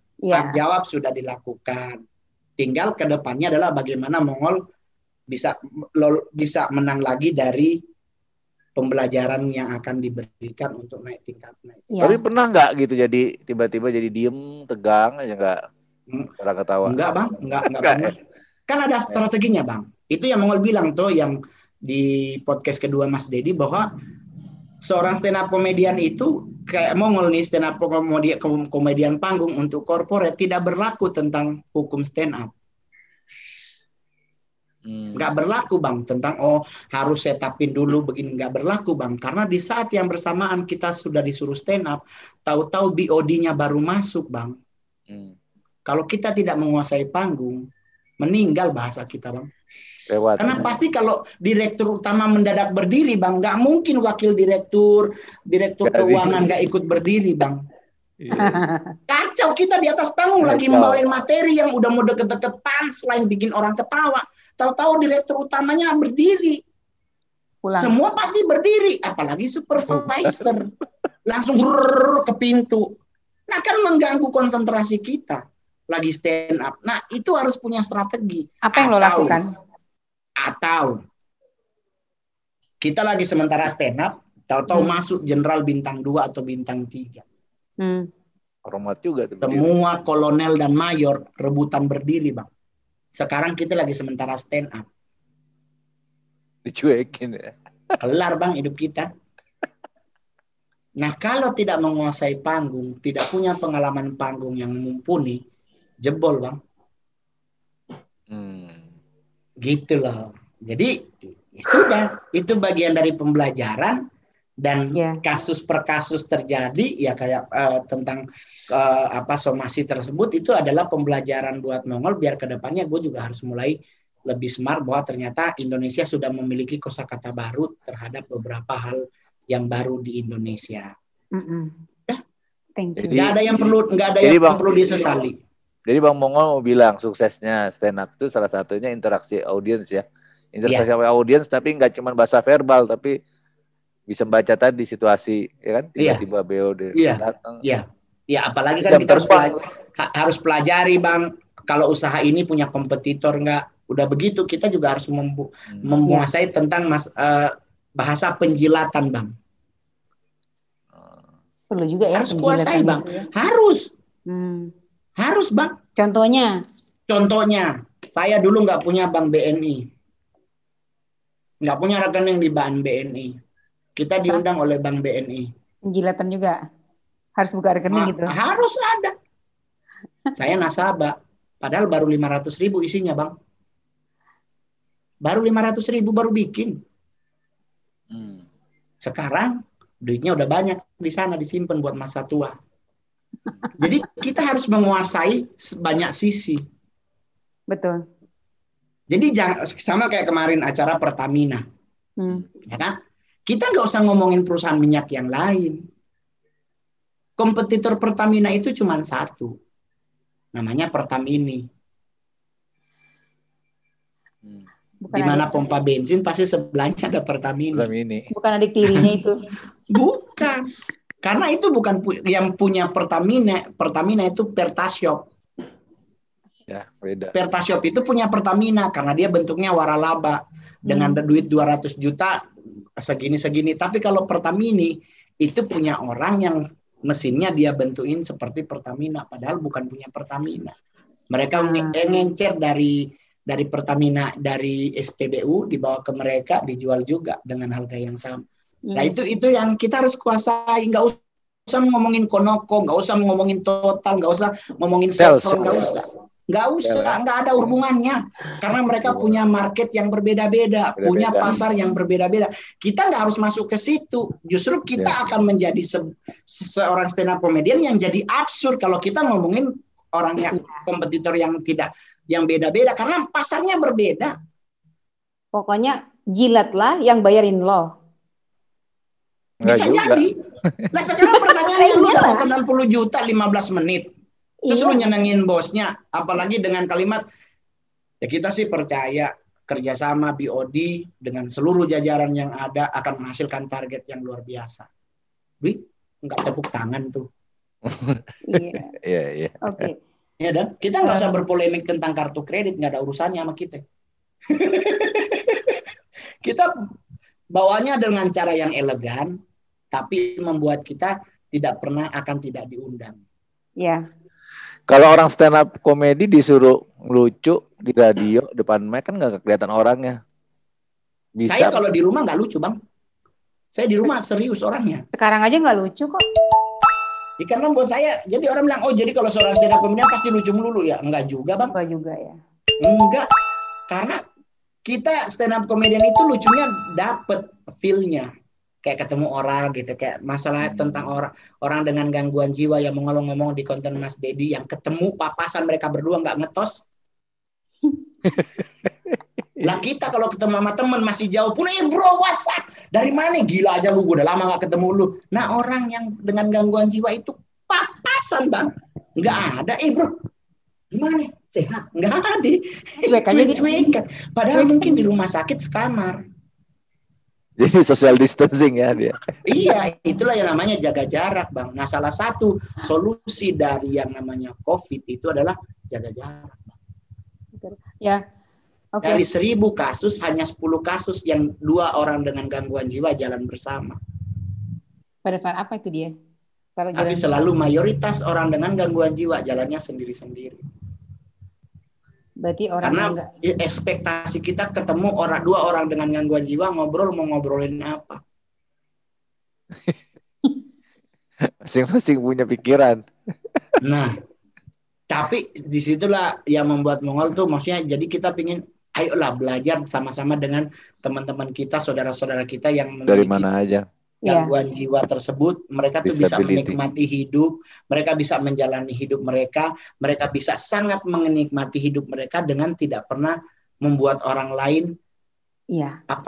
dibuat repot dengan hidup mereka. Enggak pernah jadi. Depan rumah Mongol ada tong sampah. Sebelum COVID ada orang yang dengan gangguan jiwa datang nyari. Saya ketemu orang dengan gangguan jiwa di jalan raya di Mampang. Mereka duduk di bukan trotoar ya, cuma duduk biasa, tapi mereka santai, bahkan bisa tersenyum. Ya toh. Nah, kenapa kita yang tidak punya gangguan jiwa tidak bisa tersenyum? Hidup ini kan dijalani, bukan lari tuh. Gue mau nanya nih, lo senyumnya udah ikhlas sekarang, senyum yang gembira yang dari dalam jiwa ya gitu. Proses lah mungkin. Kalau Mongol feeling sih 2-3 hari ke depan saya udah mulai lebih stabil lagi. Tapi kalau untuk hari ini, bahkan masih di saat podcast ini pun masih berkecamuk lah. Maksudnya bukan masih no good feel lah. Iya. Sorry, ada apa nih? Gua belum feel gue belum dapat. Iya. Belum dapat. Gue kalau ada psikolog juga pasti dia tahu. Gue belum dapat feelnya untuk kayak survive hidup tapi kayak ngebangun satu kondisi hati yang gue harus bisa menerima, itu gue Mongol belum dapat. Masih sementara kalau bahasa orang yang mempelajari jiwa tuh masih melakukan perdamaian dengan hati. Iya. Karena ini kan mohon maaf adalah rahasia yang kupendam selama 40 tahun. Iya. Saya mengerti.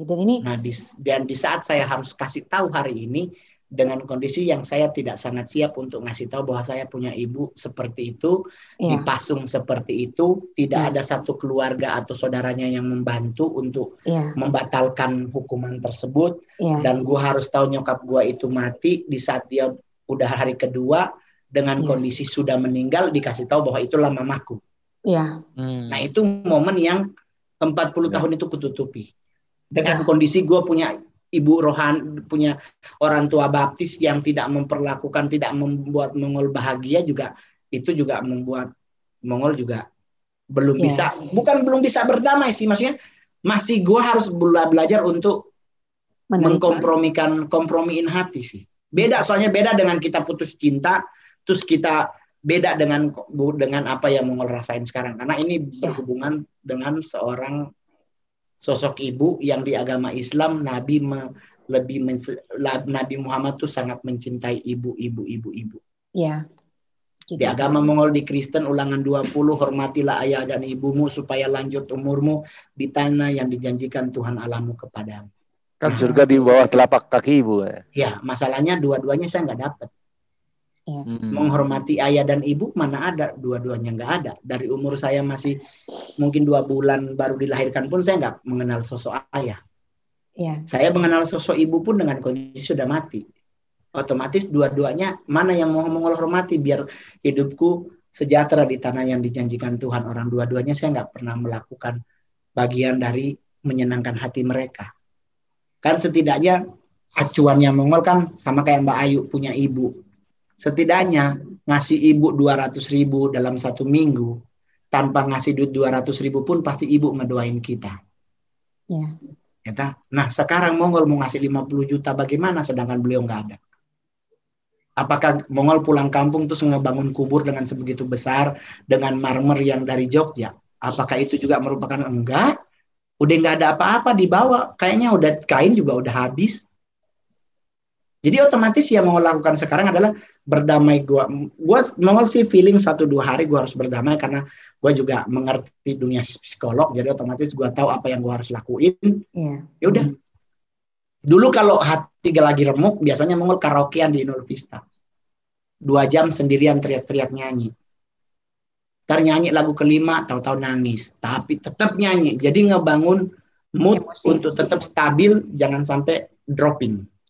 Jadi itu yang dilakukan oleh banyak para psikolog untuk menenangkan hati mereka. Oleh sebab itu mayoritas para psikologi, para psikiater tidak pernah terlihat bagaimana dia sedih, tapi orang akan tahu bagaimana status hatinya. Tetap survive, padahal dia itu remuk. Iya dong, kan manusia itu biasa. Dibilangkan sama pelawak, orang bikin ketawa, tapi sebenarnya orang yang tertawa nggak pernah tahu kondisi hati orang yang bikin dia tertawa. Seorang penari juga begitu kan Mbak Tari? Dia akan menari, padahal mungkin di rumah berkecamuk, mamanya lagi sakit, tetap dia akan menampilkan apa yang dia bisa tampilkan. Tepuk tangan itulah yang menyenangkan hatinya. Setelah selesai dari situ dia pasti akan pulang, tetap dengan bahagia sekalipun ibunya mungkin lagi sakit, ayahnya mungkin lagi sakit. Karena mayoritas orang-orang yang hidup di dunia seni adalah orang-orang yang pintar berkamuflase dalam hal positif. Betul banget Bang. Remuk hati, orang nggak akan pernah tahu karena kita tutupi dengan karya. Betul.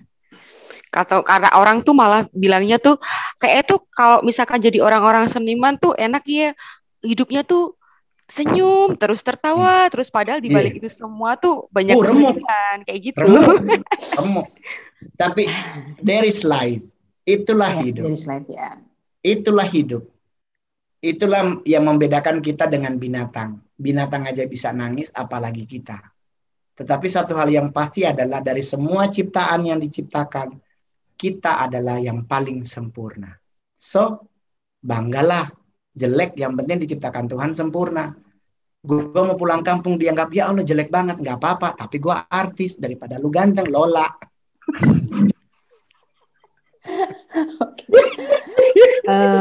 Iya dong. Iya kan, mendingan gue jelek, tapi gue artis, daripada lu cakep, taunya Lola. Jadi lo mesti bersyukur. Yo ico, Mbak Ayu juga harus bersyukur. Lo ejekin gue dong coba. Aku pengen diajakin. Nah, gue takut.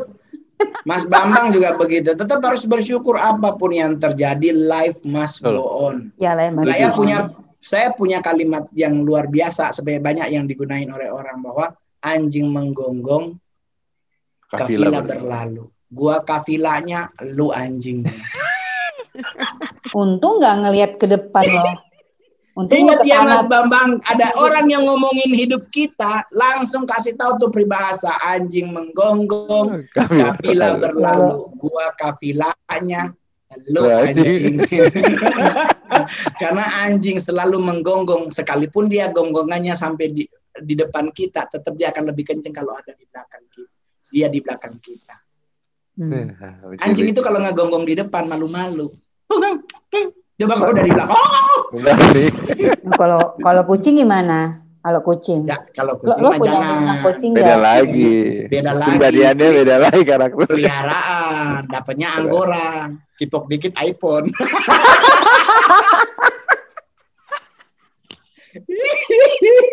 Ya Allah berdosa.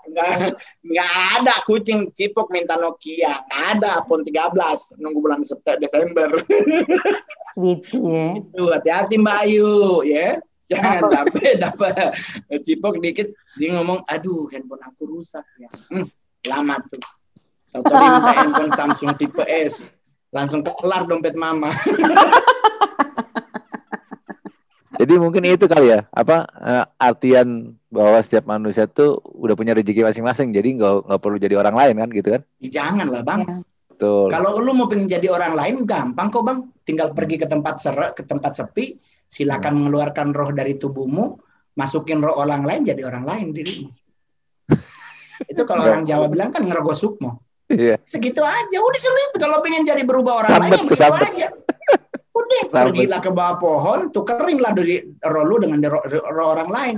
Kalau pas lu hidup, temen lu bingung. Pikirnya dia nggak begini deh. Kayaknya berubah. Nah, jadi solusi mah gampang. Ya kan? Jadi nggak usah ribet. Apalagi dengan status yang sekarang tiap hari Mongol dapat WA, SMS. Anda ingin mengadakan uang? Saya akan membantu Anda. Lah ampun, hidup lu aja dulu, gandain duit lu, ngapain sih ngegandain duit orang, iya kan? Itu ngegandain uang. Lah dia sendiri minta mahar. Harusnya kan tuh duit lu aja, modal lu 10 juta, lu gandain jadi 200 juta, baru lu buka, karena berarti lu berhasil sebagai salah satu. Lagian kalau ada orang yang bisa gandain duit, diam-diam nggak ngomong. Iya loh, masa menggandakan uang dia sendiri aja minta mahar, gimana sih? Tetap aja gembel-gembel, nggak usah ngaku-ngaku sok-sok punya ilmu menggandakan uang. Itu kalau ketemu orang itu gue ajak ribut. Maksud gue ya lu aja dulu gandain, terus bantu sesama lu, jangan nyari-nyari orang. Gitu. Tapi ya itu balik lagi tuh. Yang penting terima kasih Mbak Ayu udah ngundang Mongol. Jadi mungkin ini salah satu momen buat Mongol adalah ngebalut hati dengan gue harus cerita. Tapi dengan orang yang tidak menghakimi. Gue paling mumet banget kalau ketemu orang yang selalu menghakimi. Lu kan anak Tuhan, kok pakai antik? Lu kan begini, kok begini-begini. Nah itu Mongol tuh langsung, hah? Gila aja lu, udah kayak malaikat maut yang menghakimi orang. Dia pemegang kunci surga itu. Enggak, kalau gue bilang sih saudara, gue sih bilangnya kalau netizen yang maha benar, ngikutin doa agama Mongol, duduk sebelah kanan Allah Bapa, sebelah kanannya. Dia paling benar hidupnya. Tapi itulah anjing menggonggong ya. Jadi buat Mbak Tari tetap lakukan apa yang menjadi hak dan kewajiban Mbak Tari. Kalau ada acara event-event apa, undang-undang Mongol biar juga ikut hadir. Karena saya juga sangat menikmati yang namanya tarian. Tari tradisional, kontemporer, tari apapun, yang penting sebuah seni harus dihargai, harus kreasi itu harus dihargai. Iya. Ya kan, di Amerika aja pengamen dapat duitnya gede, di Indonesia cepet kope kagak dapat malah Bang, kagak dapat. Disilper-silperin lagi ya. Lu tahu nggak Mbak Tari kenapa? Itu ya mau jadiin materi di stand up. Karena kita dididik dari kecil nyanyi lagu yang selalu mintanya gratisan.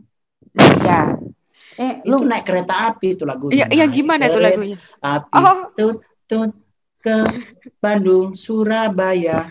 Bolehkah naik dengan percuma? Kan harusnya bayar tiket, itu bukan kereta bapak. Oh iya ya, jadi perkara itu ternyata. Iya, karena kita dari kecil diajarin. Didikin gratis.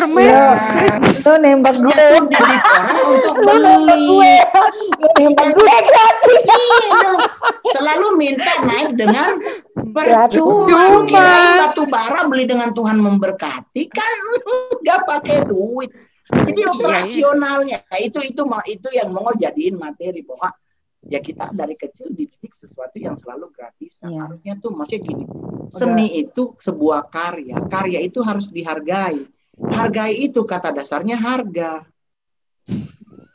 Kalau teman-teman harga bicara nominal, bukan thank you Lord.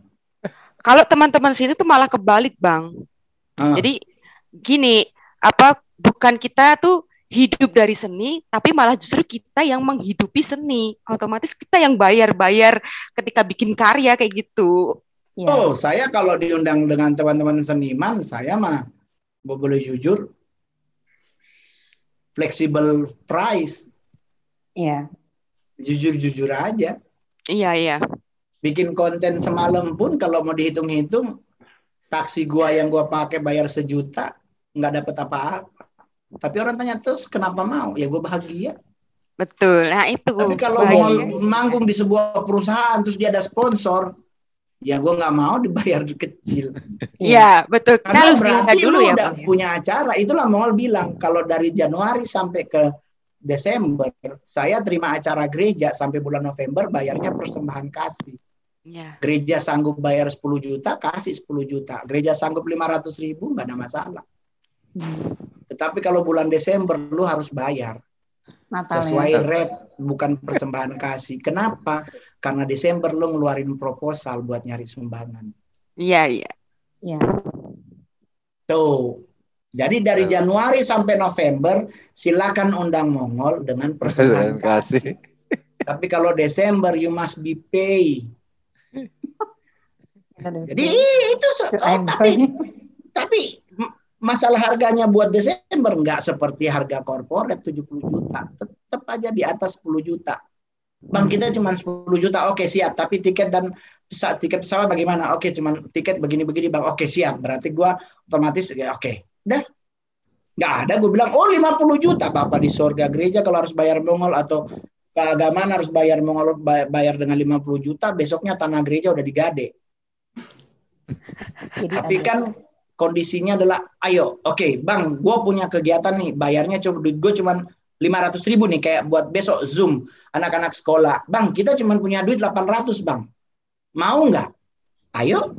Bener nih, Bang. Bener. Tuhan marah, Bawang. Nah, sekarang dengan kasus Mas Dedi, banyak banget yang, Bang, boleh nggak endorse produk gue, Bang? Berapa bayarnya, Bang? 500.000. Serius, Bang? Serius. Demi apa, Bang? Demi Tuhan. Kok cuma 500? Kan Abang centang biru Instagramnya. Lah, terus dengan kondisi pandemi begini, gue harus bikin podcastin, endorsein barang orang harus dengan bayar 5 juta. Kasihan orang jualannya. Bagaimana dia muterin modalnya dari 5 jutanya udah hilang. Harus bayar Mongol. GoPay udah syukur, kalaupun dia cuma punya 300 nggak apa-apa. Media sosial kan cuma ngetik doang, batasan huruf juga ada kan.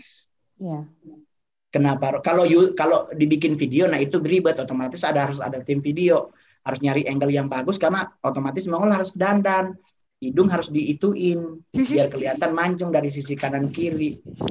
Itu kan harus ada angle, jadi otomatis ada pembaruan hidung biar kelihatan agak kayak Lee Min Ho lah gitu kan.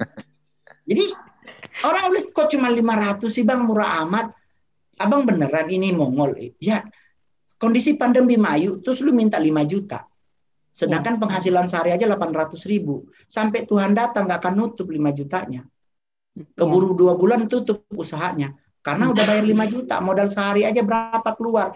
Modal 400.000. Usaha dapat 800.000. Berarti 400 dapatnya untungnya. 400.000 dikali 30 hari. Mendapatkan 1.200.000. Mau bayar karyawan gajinya berapa? Dijanjiin Iman. Nanti bulan depan pasti gua tambahin. Sebuah usaha kerja keras jangan dijanjikan Tuhan memberkati, hargai. Itu Mongol, itu prinsipku. Tapi ketidakbenaran, kekuranganku juga masih ada banyak. Tetapi saya berusaha ke depan untuk makin lebih bagus dari sebelumnya. Sekarang sudah tidak pakai manajemen lagi, udah pakai Mongol pribadi. Saya udah ngambil saudara jadi manajer, dia yang ngurusin pekerjaan, udah aman. Termasuk Mbak Ayu.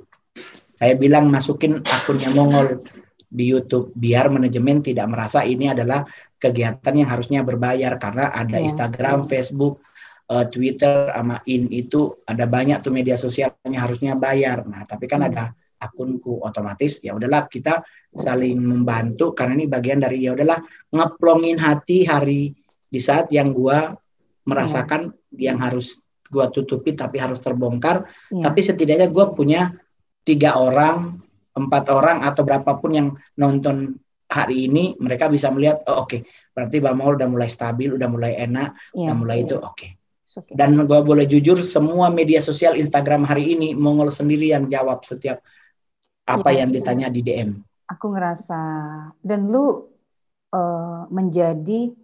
memiliki cara yang paling baik di antara semuanya gitu loh. Jadi artis yang gue pernah hubungi ya, rata-rata teman atau narasumber yang bergabung di Telinga Indonesia Podcast ini memang saya bilang saya bukan YouTuber.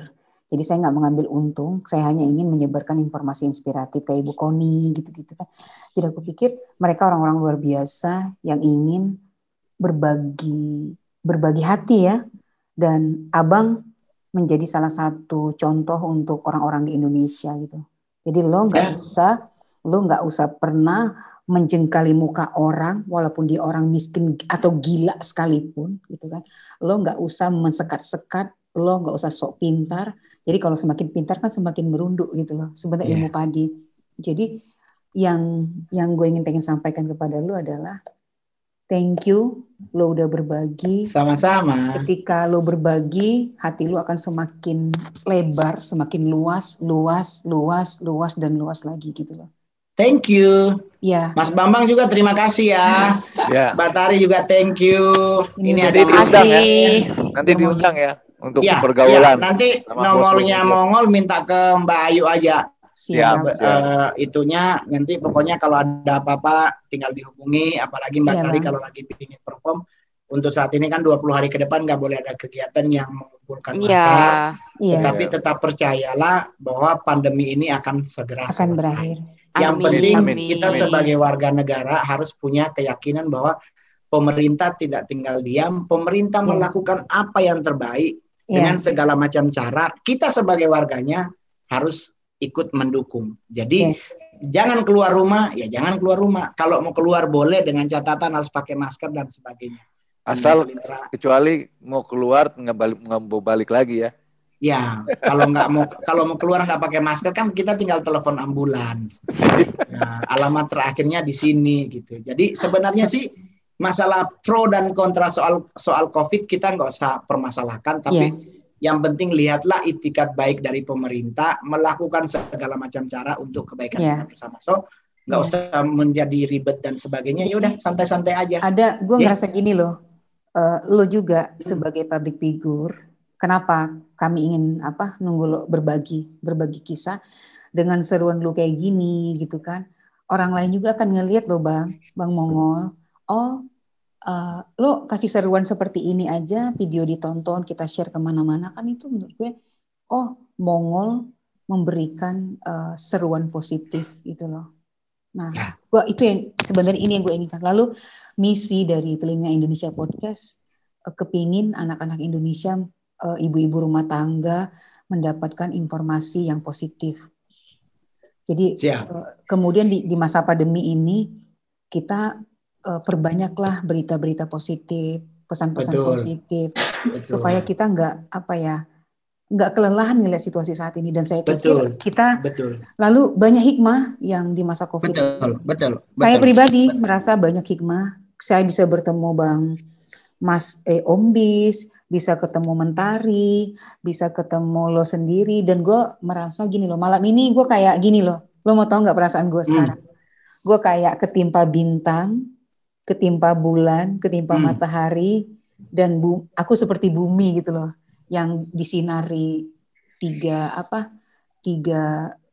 karunia Tuhan gitu loh. Dan gue bangga banget sama lo yang udah berani bercerita. Gue berharap gini, lo dan anak lo menjadi lebih baik lagi, bertumbuh terus gitu loh, dengan pengalaman masa lalu, dan hilangkan dendam ya. Dendam itu nggak akan pernah berkesudahan gitu loh. Tidak, karena kalau ada dendam saya nggak jadi artis. Yes. Saya ajak ribut, yang ngajak ke Jakarta. Gue mau tos sama lo, boleh nggak nih? Kita satukan tangan berempat. Boleh. Let's berempat go. Mas Bambang. Oke ya. Mas Bambang, the best. Thank you guys. Thank you. Buat teman-teman yang nonton juga di akunnya Telinga Indonesia Podcast, thank you udah ikut bergabung. Kedepannya kita bisa menjadi sahabat yang baik. Thank you. God bless you all. Mohon maaf kalau ada yang salah. Bye-bye. Bayu mohon pamit. Mas Bambang, Mbak Tari, bye-bye. Mas Ken juga thank you. Ini Mas Ken apa Mbak Ken, thank you banget ya. Dadah, mohon pamit. Thank you. Salam sehat ya, jaga kesehatan. Thank you, Mbak. Salam sehat, Mongol lapar. Dadah.